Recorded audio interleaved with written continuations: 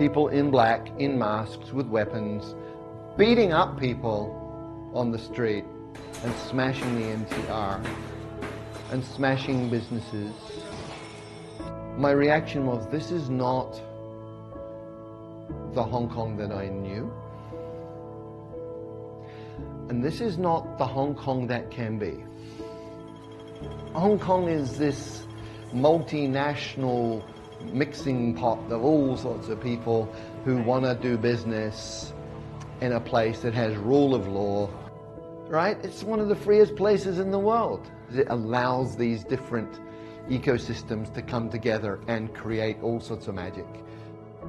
We've worked so hard in Hong Kong over the last few decades to create a wealthy, happy place, and these people don't understand what it takes to build the city, and they're destroying it. It seems like these people doing the violence have never gone hungry. They've never had a real challenge with knowing where they're going to live, how are they going to pay the bills.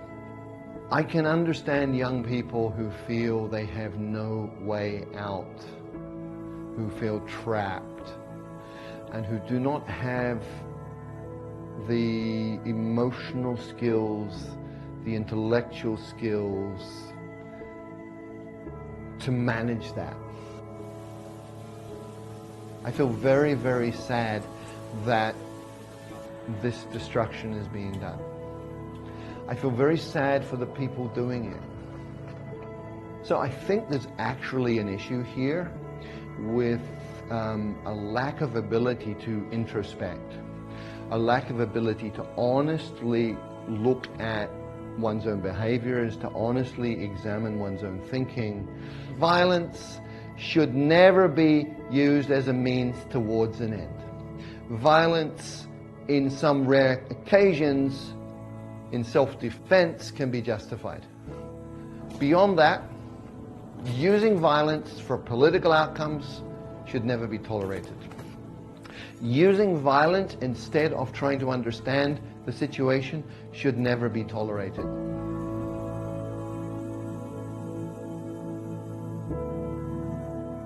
People as a whole in Hong Kong have been very respectful of the police and will follow police instructions, and it's all been very, very civilized.